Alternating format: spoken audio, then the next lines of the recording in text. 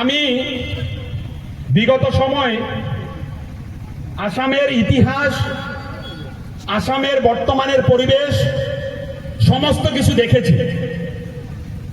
একজন মুসলমান ছেলে হিসাবে, ভারতবর্ষের একজন নাগরিক হিসাবে আমার লজ্জা হয় যখন আমি দেখতে পেরেছি যে ভারতবর্ষের একখানা রাজ্য যেটার নাম হচ্ছে আসাম, আর সেখানে এক শ্রেণী মানুষকে তৃতীয় শ্রেণীর মানুষ সাজানোর একটা প্রচেষ্টা সরকার খুব করেছে।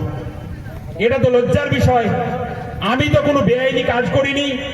আজকে যখন আমি বাংলায় কথা বলি, ফেসবুকে হোক বা ইউটিউবে হোক, আমি বাংলায় কথা বললে আমাকে অনেকেই সমালোচনা করে বলে আমি নাকি বাংলাদেশির রক্ষক।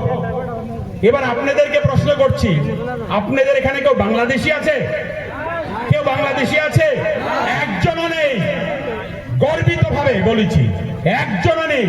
আমি তো সবাইকে চ্যালেঞ্জ করে বলছি, সরকারকে চ্যালেঞ্জ করছি, মুখ্যমন্ত্রীকে চ্যালেঞ্জ করে বলছি, চলুন আমার সাথে আসামের একটা একটা প্রান্ত ঘুরবো, একটা একটা বাড়িতে ঘুরবো, একজন বাংলাদেশি বের করে দিন। একটা বাংলাদেশি বের করতে পারবেন না, একজন কেউ পারবেন না। আরে এটা কি একটা এজেন্ডা যে আমার এই যে নির্যাতিত মানুষগুলোকে বারবার নির্যাতন করা হচ্ছে, বারবার টার্গেট করা হচ্ছে, তাদেরকে বলা হচ্ছে তারা নাকি বাংলাদেশি। আজকে যাদেরকে উচ্ছেদ করা হচ্ছে সেই উচ্ছেদিত মানুষগুলো ওখানে উচ্ছেদ কেন হলো? তার কারণটা কি? লজিকটা কি? একটাই লজিক, তারা বানাক্রান্ত মানুষ, তারা বানাক্রান্ত মানুষ। আসামের ইতিহাস যারা জানে না তাদের জন্য বলছি, আর এই ইতিহাসগুলো আপনারাও জানাটা দরকার।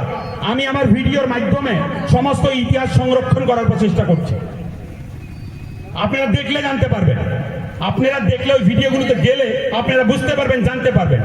আসামের বুকে বর্তমান পর্যন্ত, তথ্যের জন্য বলছি, সবাই মনে রাখবেন, আসামের বুকে বর্তমান পর্যন্ত 432 খানা গাঁও। কটা? 432 খানা গাঁও। ব্রহ্মপুত্র এবং তার যেগুলো উপনয় রয়েছে সেখানে সেই গাঁওগুলো কিন্তু বিলীন হয়ে গেছে। এটা তো সত্যি কথা, ঠিক বললাম কিনা? আসামে এখন পর্যন্ত 432 খানা গাঁও ব্রহ্মপুত্র এবং তার উপনয়গুলোতে বিলীন হয়ে গেছে। সেই গাঁওয়ের মানুষগুলো কোথায় গেল? এইবার তো বড় প্রশ্ন। 432 খানা গাঁও, আপনাদের এই গাঁও, এটার নাম কি? মুসলমান পাড়াতে কতজন মানুষ বাস করে? কতজন মানুষ?